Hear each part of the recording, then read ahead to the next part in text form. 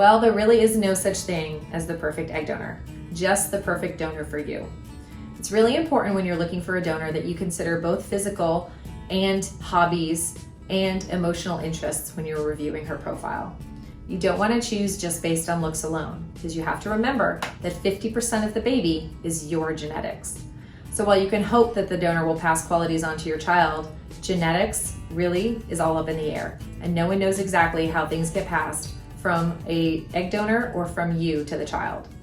So really you should just look for common things and interests with the egg donor, and don't fixate too much on height or education, because those things are generally mixed with yours before they're passed to the child.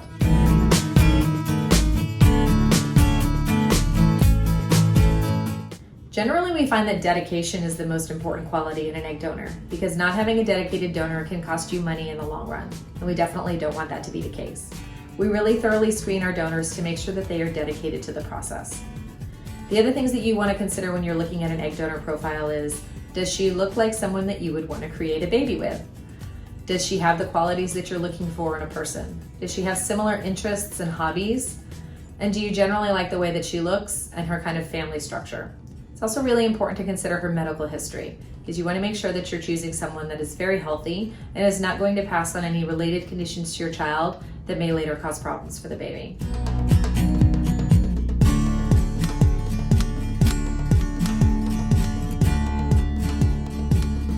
Well, that depends on how many sperm sources you have, but generally we see one egg donation cycle is enough to produce enough eggs for 3 to 4 tries of transferring 2 embryos. If you are only using a single sperm source, if you are a single person, then you would not need as many eggs to have as many chances. Typically, we see a pregnancy happen with a young donor in 1 to 2 attempts at IVF.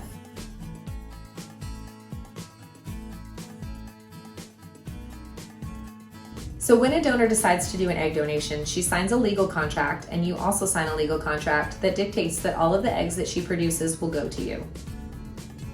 So you are the legal owner of the eggs from when they are retrieved from the donor, even if you decide not to create embryos from them, and even if you decide not to transfer those embryos into a surrogate or into yourself.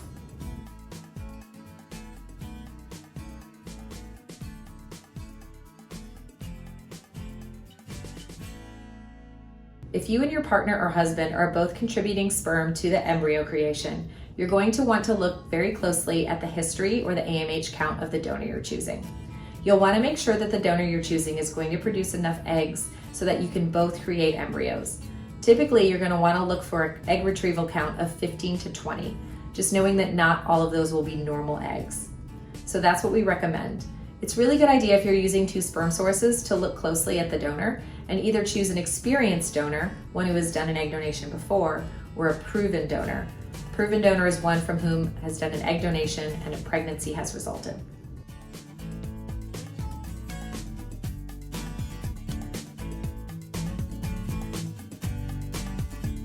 Generally, egg banks are not really a great option. We've lately seen quality at egg banks decline.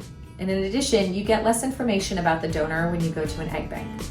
While they are a cheaper option, a lot of times the eggs you get are not great quality. The other issue with egg banks is that the eggs were frozen in one procedure and they'll be thawed out in another procedure. We don't recommend that even with a live donor. Typically, you want the same clinic freezing the eggs and thawing the eggs out before implantation. If you use different clinics, then you run the risk that the eggs were not frozen properly and everyone points fingers as to were they frozen incorrectly or were they thawed incorrectly. Generally, we recommend that the retrieval, the creation of embryos, and the transfer all happen at the same clinic. If you must choose an egg bank because of financial reasons, we highly recommend that you get an egg guarantee. It'll cost a little bit more for the egg guarantee, but if the eggs turn out to be abnormal or unusable or don't fertilize, then you'll have recourse to go back and get another set of eggs to try again. Without the egg guarantee, you would have paid money for eggs and be out of luck.